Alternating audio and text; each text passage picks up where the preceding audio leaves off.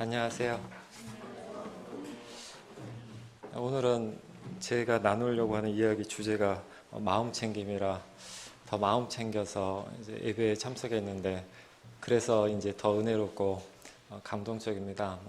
인도부터 기도 찬양까지 이제 한 마음 한 뜻으로 예배 드리는 것이 뭔지를 알 것 같습니다. 고맙습니다.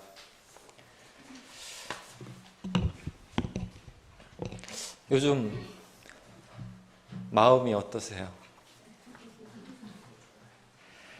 개인적으로도 사회적으로도 마음이 그리 편치 않은 나날입니다. 사회에도 마음이 있다면 우리 사회의 마음은 무척 아파 보입니다. 청년도 노년도 그 사이에 끼인 저 같은 중장년도, 심지어 어린이와 청소년까지도 모든 세대의 마음이 아픕니다. 아프면 서로 기대는 것이 인간다움일 텐데, 아플수록 안타깝게도 오히려 서로에게서 멀어지는 것 같습니다.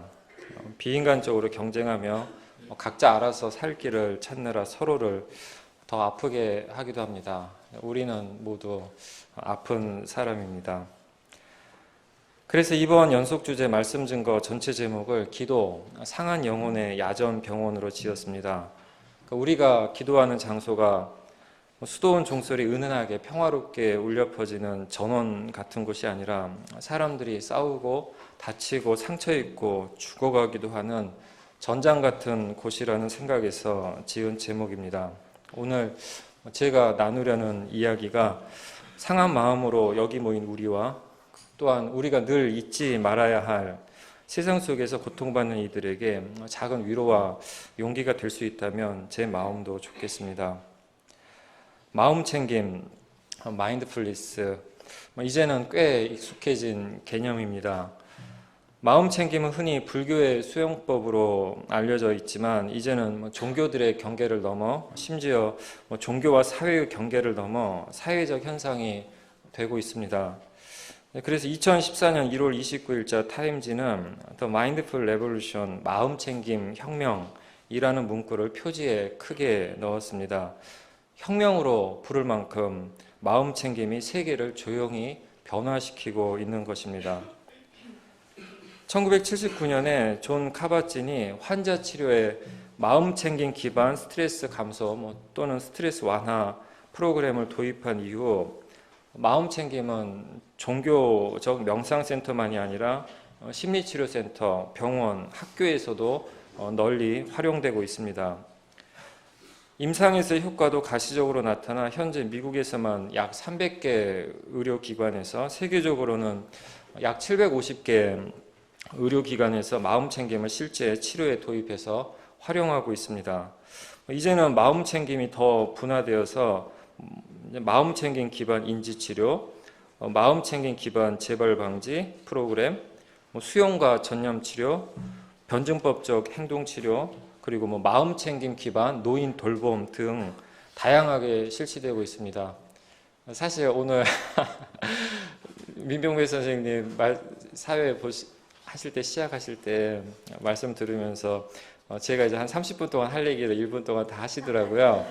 또한 여러분들 잘 모르시는 분들도 계시겠지만, 이 마인드풀니스, 마음 챙김 기반의 심리치료, 수용과 전념치료 이런 분야에서 한국의 권위자시면서 실제 임상에서 많은 경험을 해오신 분입니다. 그래서 저보다는 사실 선생님이 여기 계시고 제가 사회를 봤어야 되는데 제가 마음 챙김을 하지 못한 것 같습니다. 다음에 민병회 선생님 그리고 문현민 선생님과 함께 이 마음 챙김에 대해서 더 깊이 탐구하는 시간을 가지면 좋을 것 같습니다.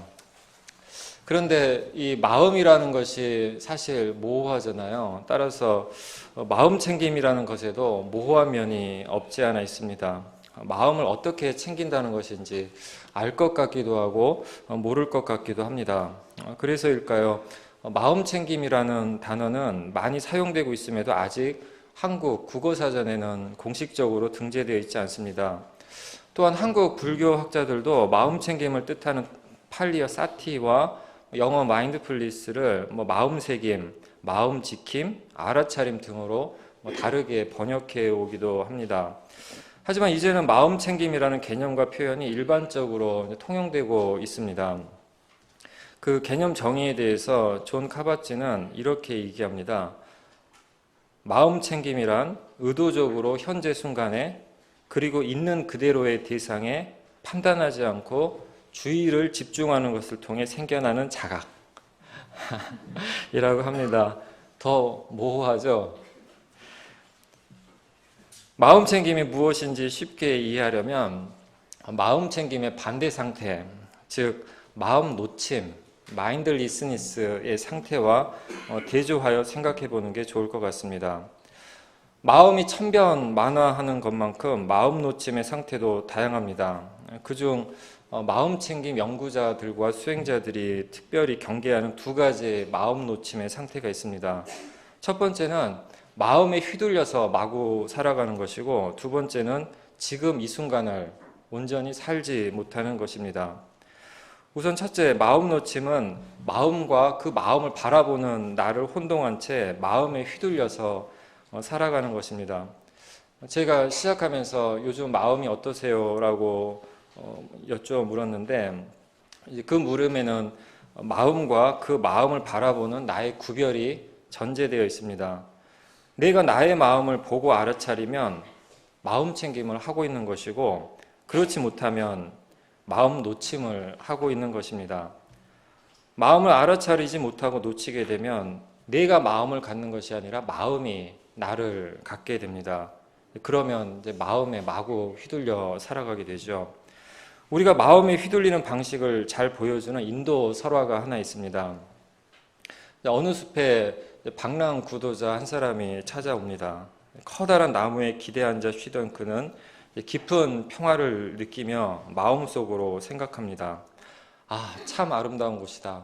이곳에 작은 오두막이 있어 거기서 수행하고 살면 참 좋겠다. 순간 아담한 오두막이 나타났습니다. 구도자는 거기에 여장을 풀었습니다. 잠시 후 허기를 느낀 그는 먹을 게 좀 있었으면 좋겠다라는 생각을 했습니다. 그러자 잘 차려진 밥상이 탁 나타났습니다. 허겁지겁 맛난 음식을 먹고 나니 포만감에 몸이 쳐져서 손가락 하나도 까딱하기가 싫었습니다. 그때 또 생각합니다. 이럴 때 누군가 있어 나 대신 설거지도 하고 일도 해주면 좋겠다. 그러면 더 바랄 것이 없을 텐데. 그러자 곧바로 어떤 하인이 짠 나타나서 모든 일을 대신 해주었습니다. 그러면 더 바랄 게 없다고 생각했던 구도자는 점점 더 많은 것을 마음으로 원했고 모든 것이 그대로 이루어졌습니다. 그러다 어느 날 그 구도자는 이상한 생각이 들었습니다. 그러고 보니 내가 이 숲에 들어온 이후 내가 마음으로 바라고 원한 것은 다 이루어졌어. 혹시 귀신이 있는 것이 아닐까? 그랬더니 귀신이 호련히 나타났습니다. 깜짝 놀란 구도자는 걸음아 날 살려라 하면서 숲에서 달아나기 시작합니다. 그런데 그렇게 달아나는 와중에도 또한 마음속으로 생각합니다. 큰일 났다. 저 귀신이 나를 잡아먹을 거야. 그렇게 마음속으로 생각한 대로 되었습니다. 우아하지만 마음이 우리를 어떻게 먹어 치우는지를 생각해 주게 해줍니다. 마음은 숲속의 귀신처럼 무서울 뿐만 아니라 강의 여울목의 급류처럼 격렬하기도 합니다. 마음속에서 생각과 감정이 소용돌이처럼 발생하고 거칠게 흐릅니다. 하루에 생각을 몇 개나 하십니까? 제가 숫자로 물으니까 이상하신가요?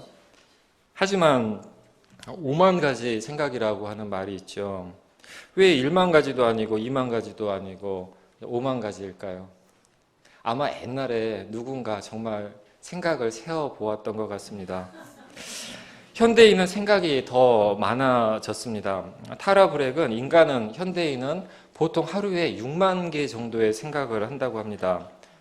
그런데 그중 98%가 지나간 일이거나 일어나지 않은 일들에 대한 것이라고 합니다.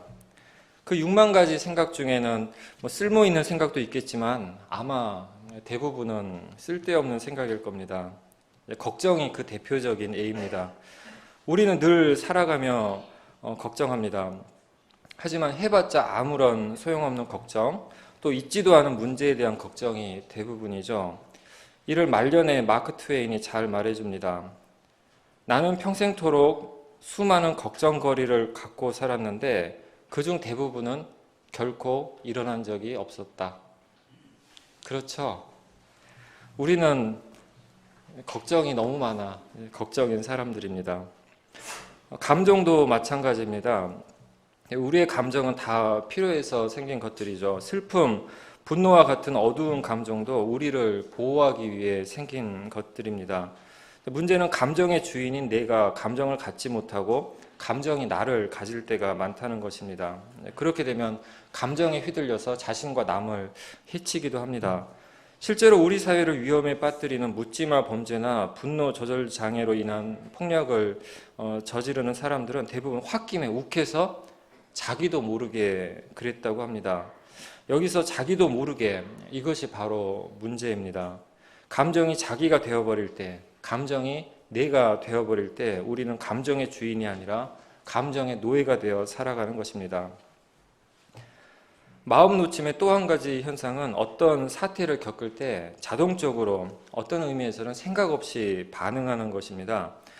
우리는 어떤 말이나 사태에 빠르게 반응하는 것을 보면 리액션이 좋다라고 칭찬합니다. 하지만 이때 리액션의 주체는 반응하는 우리가 아닐 때가 많습니다. 대부분 우리의 외부에서 액션을 일으키는 누군가가 능동적 주체이고 우리는 그 액션에 수동적으로 반응, 리액션하는 객체입니다. 그럴 경우 끝없이 외부에서 일어나는 자극에 대해 자동적으로, 수동적으로 반응하는 데 급급할 뿐 주체적으로 성찰하며 능동적으로 응답, 리스폰스 하지 못하게 됩니다. 100으로 치면 리시브만 있고 스파이크가 없는 거죠.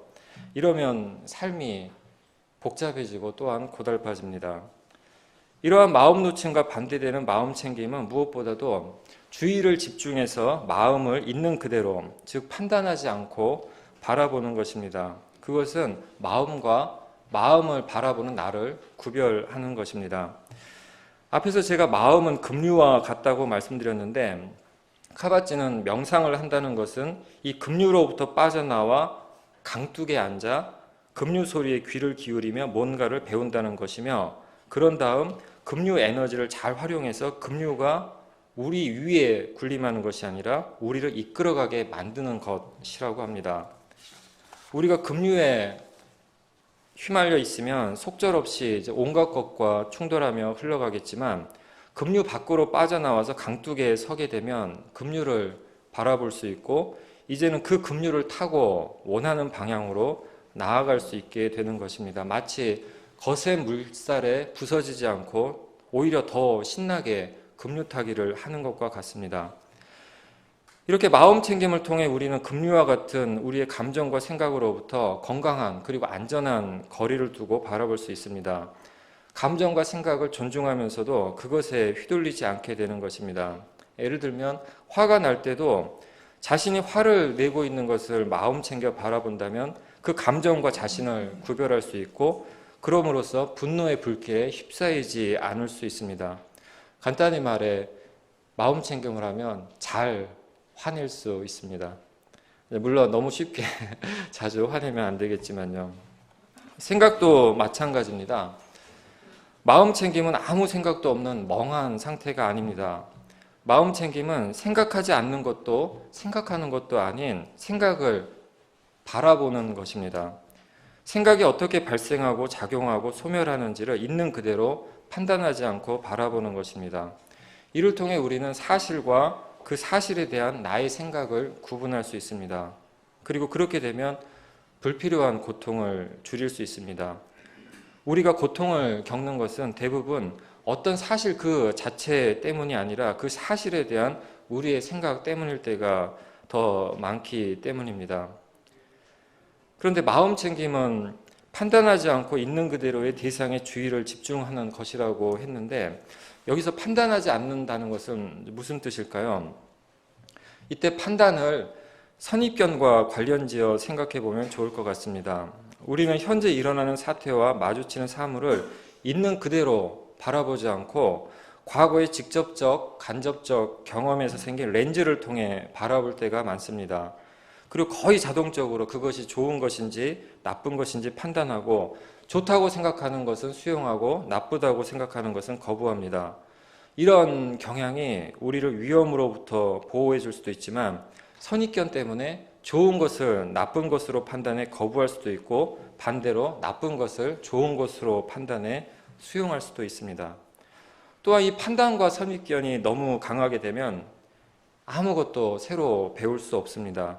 그럼 삶은 어떻게 될까요? 무척 따분해지겠죠. 내가 보고 싶은 대로 보는 익숙한 세계와 익숙한 사태만이 있을 것이기 때문입니다. 따라서 판단하지 않는 것, 선입견을 갖지 않는 것을 새로움에 대한 열린 태도로 이해해도 좋을 것 같습니다. 지금 만나는 사람이나 경험하는 사물이나 직면하는 사태를 열린 태도로 대한다면 우리의 삶은 매 순간 새로워질 것입니다. 우리가 경험하는 모든 순간이 새로운 순간, 새로운 창조의 순간이 되는 것입니다. 그래서 마음챙김 심리학자 앨런 랭어는 마음챙김을 새로운 것을 적극적으로 알아차리는 과정이라고 정의하기도 합니다. 앞에서 마음 놓침을 리액션이라고 말씀드렸는데, 마음챙김은 우리가 만나는 사람과 사물과 사태에 자동적으로 반응, 리액션 하는 데서 그치지 않고 주체적, 비판적 성찰, 리플렉션 과정을 거쳐 능동적 응답, 리스폰스로 나아가게 해줍니다. 여기서 중요한 것은 성찰을 위한 멈춤입니다. 잠시 멈춰서서 대상과 현상을 있는 그대로 바라보며 알아차리고 신중한 성찰 후에 단호하게 행동하는 것입니다. 이는 마음챙김 수행자는 아니지만 심리학자 빅터 프랭클도 강조하는 것입니다. 프랭클은 자극과 응답 사이에는 공간, 스페이스가 있다. 이 공간에서 우리의 응답을 선택할 힘이 있다. 우리의 응답에 우리의 성장과 자유가 달려있다고 합니다. 요즘처럼 탈진실, 가짜뉴스가 판치는 세상에서 자극에 대한 무비판적이고 즉각적인 반응보다는 깊은 성찰을 통한, 보다 비판적인 성찰을 통한 단호한 행동이 필요한 이유가 바로 여기에 있을 것입니다. 크게 두 번째 마음 놓침은 지금 이 순간을 온전히 살지 못하는 것입니다. 우리는 과거와 현재와 미래를 의식하며 살아가는 시간 속의 존재입니다. 지나간 시간을 기억하고 다가올 시간을 기대하는 것은 자연스러운 일입니다. 문제는 어제에 대한 지나친 후회와 내일에 대한 과도한 걱정 때문에 오늘을 온전히 살지 못한다는 것입니다. 우리의 마음은 어제를 끊임없이 다시 살게 하고 내일을 끊임없이 미리 살게 함으로써 정작 인생에서 우리가 경험할 수 있는 유일한 순간, 유일무이한 지금 이 순간, 오늘을 살지 못하게 합니다. 현재를 잊어버리게 하는 것입니다. 지금 이 순간을 살지 못하게 하는 또 하나의 장애는 주의의 분산입니다. 우리의 마음은 럭비공처럼 여기저기로 튑니다. 불교는 이런 우리의 마음을 잠시도 멈추지 않고 깨끗거리면서 이 나무 저 나무로 뛰어다니는 원숭이에 비유해서 원숭이 마음, 몽키 마인드라고 부릅니다. 그런 원숭이 마음의 현대적 버전은 아마도 멀티태스킹과 관련이 있지 않을까 생각해 봅니다. 우리는 여러 가지를 동시에 하는 멀티태스킹을 이 시대의 필수적인 능력처럼 생각합니다. 하지만 정말 멀티태스킹이 가능한가요? 흥미롭게도 뇌신경 과학자들에 따르면 인간은 근본적으로 멀티태스킹을 할 수 없는 존재라고 합니다. 우리가 멀티태스킹이라고 생각하는 것은 실은 패스트 스위칭 또는 퀵 스위칭이라고 합니다. 즉 멀티태스킹이라는 것은 여러 일을 동시에 함께 하는 것이 아니라 스위치를 빠르게 껐다 켰다 껐다 켰다 껐다 켰다 하는 것처럼 이 일에서 저 일로, 이 생각에서 저 생각으로 빠르게 전환, 스위치하는 것일 뿐이라고 합니다. 문제는 이 과정에서 우리의 심적, 신체적 에너지가 더 많이 소모된다는 것입니다. 제가 어릴 때 형광등을 껐다 켰다 장난을 치면은 저희 어머니가 전기료 더 나와야 하면서 저한테 혼내셨던 기억이 납니다. 맞습니다. 멀티태스킹은 또는 패스트 스위칭은 지나칠 경우 우리의 삶에 에너지를 고갈시키는, 그래서 우리를 고달프게 합니다. 이러한 마음 놓침과 대조되는 마음 챙김은 지금 하고 있는 일을, 하는 일을 알아차리는 것입니다. 즉 지금을 잊지 않는 것입니다. 마음 챙김의 한자가 생각할 염자예요. 그래서 팔종도에서 정염이 쌈마사티가 이 생각 염자로 되어 있는데, 이 생각할 염의 마음 챙김의 그 생각이라고 하는 뜻보다는 그 구성이 마음 챙김의 뜻을 더 잘 말해줍니다. 염자를 보시면 위에 지금 금자가 있고 아래에 마음 심자가 있잖아요. 이를 풀어본다면 마음 챙김은 마음을 지금 이 순간 현재에 두는 것이라고 보아도 좋을 것 같습니다.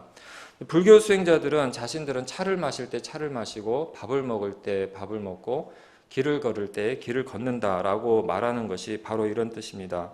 마음 놓침, 멀티태스킹과 대조해서 말한다면 싱글 태스킹이라고 해도 좋을 것 같습니다. 그런데 제가 조금 전에 마음 챙김은 지금을 잊지 않는 것이라고 했는데 그게 무슨 뜻일까요? 흥미롭게도 그 마음 챙김으로 번역된 팔리어 사티에는 기억, 그 메모리, 기억하다라는 뜻이 담겨 있습니다. 더 정확히 말하면 잊지 않음이라는 뜻이 담겨 있습니다. 이상하죠? 기억이라고 하는 것은 주로 과거에 대한 것, 과거를 향한 것이니까요. 하지만 우리의 살아가는 모습을 마음 챙겨 바라보면 이해할 수 있는 말입니다. 우리는 우리가 지금 하고 있는 것, 해야 하는 것을 잊을 때가 사실 많기 때문이죠. 어제 오늘 말씀 증거를 준비한다고 죄송하지만 저희 구역 예배도 안 가고 여의도에도 안 갔습니다. 그런데 하루 종일 마음 챙겨서 말씀 증거 준비만 했냐 하면은 그렇지 않습니다. 수없는 마음 놓침이 있었죠. 그중 한 가지만 말씀드리면, 앞에 말씀드린 이제 급류 이야기를 이제 쓰다가 물살이 거센 곳이 여울목 맞나? 이게 좀 궁금했어요. 그래서 찾아보려고 바로 인터넷으로 검색을 했는데 국어사전을 검색하지 않고 구글 검색으로 바로 들어가니까 그 맨 위에 한영애의 여울목이 동영상이 짜란 세 가지 버전으로 떴습니다. 한영애가 이런 노래도 불렀나? 하고 클릭했죠. 제목과 달리 참 잔잔하고 아름다운 노래였습니다. 맑은 시냇물 따라 꿈과 흘러가다가 어느 날 거센 물결이 굽이치는 여울목에서 나는 맴돌다 꿈과 헤어져 험하고 먼 길을 흘러서 간다. 덕분에 잠시 쉴 수 있긴 했지만 아무튼 노래 여울목 영상을 클릭하는 그 순간 저는 여울목의 사전적 뜻을 찾으려던 원래 목적을, 원래 하던 일을 잊어버린 겁니다. 만약 그때 그 목적을 잊지 않았다면 저는 노래 영상을 클릭하는 대신 국어사전을 클릭했을 것입니다. 결국 그러지 못했지만 그나마 다행인 것은 제 마음이 한영애는 역시 조율이지 하면서 또 다른 생각, 또 다른 링크를 따라가지 않고 이럴 때가 아니지 하며 제가 그 순간 하고 있던 일로 돌아왔다는 것이겠죠. 이런 일상의 마음 놓침은 한편으로는 마음 챙김이 특별한 것이 아님을 말해줍니다. 누구나 지금 이 순간을 알아차리며 살아갈 능력을 태어나면서부터 갖고 있습니다. 다만 끝없이 주의를 분산시키는 내적, 외적 자극에 반응하며 쫓아가느라 그 능력을 잊어버리고 사는 것입니다. 다른 한편으로는 마음 챙김 수행자에게 모든 순간은 새로운 순간이며 특별한 순간입니다. 현재 프레젠트가 선물, 프레젠트인 까닭은 매 순간 우리는 우리의 삶을 변화시킬 기회를 선물로 받기 때문입니다. 오늘을 잘 살면 당연히 내일도 잘 살게 되는 것이고, 설령 어제 잘못 살았다 해도 오늘을 잘 살면 어제 못 살았던 것이 오늘 우리를 잘 살게 한 반면 교사로 기억되고 변화될 수도 있는 것입니다. 이러한 마음 챙김이 불교 수행법에 뿌리를 두고 있는 것은 사실이지만 실제에서는 종교적일 수도 있고 비종교적일 수도 있습니다. 존 카바진도 반드시 불교에서 마음 챙김의 연원을 찾지 않고 있고, 마음 챙김을 심리학적으로 체계화한 앨런 랭어도 마음 챙김의 연원을 불교에 두고 있지 않습니다. 보다 더 특별하게 중요한 것은 현대 마음 챙김 수행의 큰 스승인 틱나탄 스님은 마음 챙김은 불교만의 것이 아니다. 모든 종교에 각 종교마다의 마음 챙김이 있다고 합니다. 그렇다면 우리 그리스도교의 마음 챙김은 무엇일까요? 저는 예수께서 기도하면서 깨어 있어라, 조심하고 깨어 있어라 라고 하셨던 것이나 바울이 오늘 교동문에서 함께 읽었던 것처럼 끊임없이 기도하십시오 라고 하셨던 것이 그리스도교 마음 챙김의 원형이라고 생각합니다. 어떻게 늘 깨어 있고 끊임없이 기도할 수 있을까요? 그것을 만약 물리적 시간으로만 생각하면 우리 대부분은 그렇게 살 수 없는 사람들일 겁니다. 수도원의 수도자들도 하루 24시간 기도만 하며 살지는 못합니다. 설령 그렇게 할 수 있다 해도 기도만 하며 지내는 것이 과연 바람직한 것인지 의문입니다. 하지만 예수와 바울이 뜻하신 것이 마음 챙김이라면 우리는 늘 깨어 끊임없이 기도할 수 있습니다. 개인적, 사회적으로 마음 챙겨 하는 모든 것이 기도일 수 있기 때문입니다. 물론 그리스도교 마음 챙김에는 독특한 점이 있습니다. 그것은 무엇보다도 하나님의 마음 챙김에 뿌리를 두고 있기 때문입니다. 하나님은 당신의 자녀들을 마음 챙겨 사랑하시는 분입니다. 하나님은 히브리 노예들의 신음소리를 마음 챙겨 들으시고 해방의 사건으로 응답하셨습니다. 하나님의 그 마음 챙김을 기억한 예언자들은 불의의 현실을 있는 그대로 바라보고 그것을 바꾸기 위해 용기 있게 행동했습니다. 예수께서도 아빠 하나님과 당신의 사람들을 마음 챙겨 사랑하며 십자가에 처형당해 돌아가시기까지 예언자로서 악에 맞서 싸우셨습니다. 또한 지혜의 교사로서의 예수님의 가르침과 삶을 보면 마음 챙김의 지혜를 볼 수 있습니다. 오늘 함께 읽은 복음서의 말씀도 마음 챙김의 이야기로 이해해 볼 수 있습니다. 첫째, 불필요한 걱정을 하지 말라는 것입니다. 걱정에 휘둘려 살아가지 말고 하나님께서 들의 까마귀를 먹여주시듯 당신의 자녀들을 마음 챙겨 사랑하신다는 것을 신뢰하라는 것입니다. 여기서 성서 본문에 이제 마태복음에도 나오는 본문인데 마태복음에는 이제 뭐 들의 새들 이렇게 나오죠. 참새로도 나오고, 근데 이 여기 누가복음에서 까마귀로 이제 이야기되는 것은 보다 특별한 의미가 있는 것 같습니다. 까마귀는 어때요? 좀 어두운 새죠. 뭐 시체를 파먹고 이런 이제 느낌의 새니까. 그래서 당시 한국도 마찬가지고 동양도 마찬가지고 팔레스타인도 마찬가지지만 까마귀는 굉장히 부정한 새로 여겨졌습니다. 새 중에서도 가장 보잘것없고 가장 이제 배제되는 까마귀조차도 먹여 살린다라고 하는, 하나님께서 먹여 살린다라고 하는 이제 그런 신뢰를 하면서 불필요한 걱정을 하지 말라는 거죠. 조금 다른 이야기긴 하지만 얼마 전에 물까마귀에 대한 다큐멘터리를 보았는데 물속에서 먹이를 잡고 새끼들을 기르는 모습을 보며 늘 깨어있는 마음 챙김의 상태가 어떤 것인지를 보고 느낄 수 있었습니다. 어쩌면 예수께서도 존재 그 자체가 마음 챙김인 들의 까마귀를 바라보시면서 하느님의 사랑을 알아차리셨던 것 같습니다. 이 성서 본문에서 까마귀를 생각해 보십시오라고 하는, 이 생각해 보라고 하는 말은 이제 카타노에오라고 하는 헬라어에서 온 것인데요. 이 카타노에오 뜻은 그냥 생각해 보는 것이 아니라 마음 챙김하고 똑같습니다. 관찰하여, 무언가를 관찰하여 자세히 아는 것, 그것이 여기서 말하는 생각해 보십시오입니다. 예수께서는 인간의 현상과 자연의 모든 형상을 마음 챙겨 바라보시면서 가르침을 주셨던 것입니다. 아무튼 수명을 한순간도 누릴 수 없는 걱정에 사로잡혀 살지 말고 하나님과 이웃을 마음 챙겨 사랑하며 사랑하라는 것이 오늘 본문의 한 내용입니다. 두 번째는 가장 소중한 것이 무엇인지 마음 챙겨 알아차리라는 것입니다. 몸이 옷보다 소중하고 음식이 목숨보다 소중한 것은, 생명보다 소중한 것은, 목숨보다 소중한 것은, 죄송합니다. 몸이 옷보다 소중하고 목숨이 음식보다 소중한 것은 모두가 잘 아는 상식입니다. 하지만 우리는 그 상식을 곧잘 잊어버리고 물질의 노예가 되어 사는 경우가 많습니다. 결국 생명보다 돈을, 정신보다 물질을, 사람보다 이윤을 더 소중히 여기는 오늘의 사회는 집단적 마음 놓침의 사회라고 할 수 있겠습니다. 그 결과는 온갖 OECD 최고, 최저, 최악 리스트들입니다. 예수께서는 우리에게 무엇이 가장 소중한 것인지 마음 챙겨 바라보고 선택하라고 깨우쳐 주시는 것입니다. 만몬인가 하나님인가, 소유인가 존재인가, 폭력인가 평화인가, 독점인가 나눔인가, 마음 챙겨 생각하고 선택하라는 것입니다. 구체적 수행 방법에서는 그리스도교가 불교나 심리학의 마음 챙김으로부터 배울 것이 더 많은 것 같습니다. 하지만 배움은 늘 상호적입니다.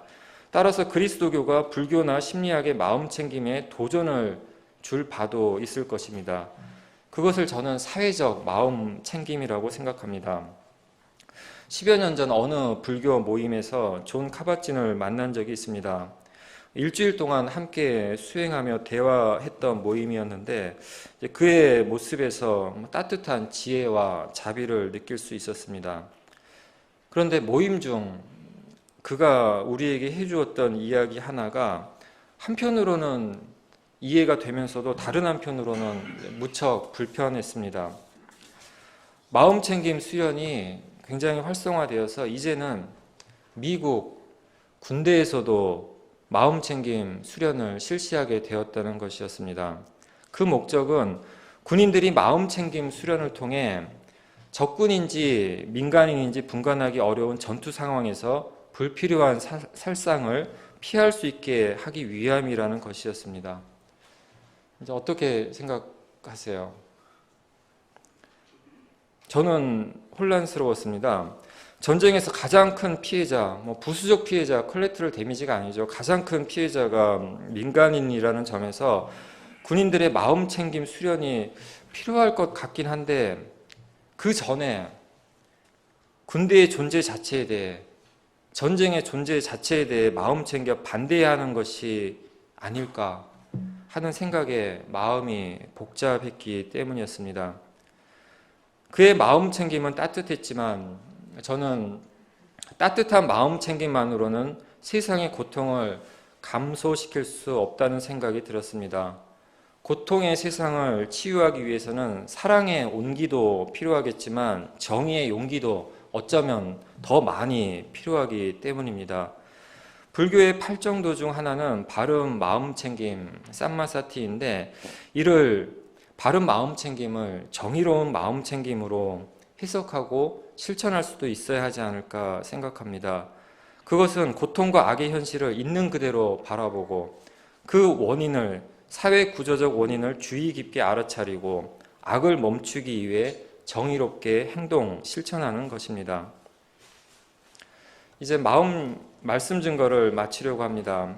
근데 여기서 한 가지를 알아차리셨을 겁니다. 제가 이야기하는 중에 구체적인 마음 챙김 수행법에 대해서는 거의 이야기하지 않았다는 것을요. 맞습니다. 기본적인 호흡법, 몸의 자세, 건포도 먹기, 명상 등 여러 가지 마음 챙김 수행법 이야기도 나눌 수 있지만 근본적으로 마음 챙김은 말이나 글로 배울 수 있는 공식 같은 게 아니기 때문에 말을 아꼈습니다. 마음 챙김을 아는 가장 좋은 길은 직접 수행해 보는 것이겠죠. 이따 말씀 증거자의 대화 시간에 각자의 마음 챙김 수행법을 나눠보면 더 좋을 것 같습니다.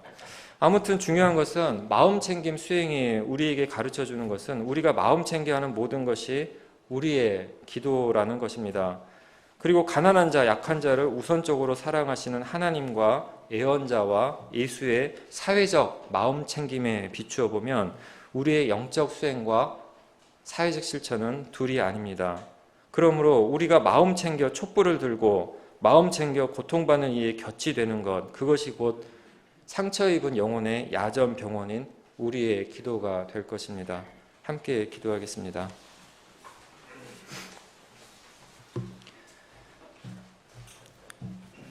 자비롭고 정의로우신 하나님, 검찰개혁, 언론개혁, 종교개혁, 그리고 우리의 삶의 개혁을 마음 챙겨 하게 하시고 개인과 사회를 변화시키려는 우리의 노력이 기도가 되게 하소서.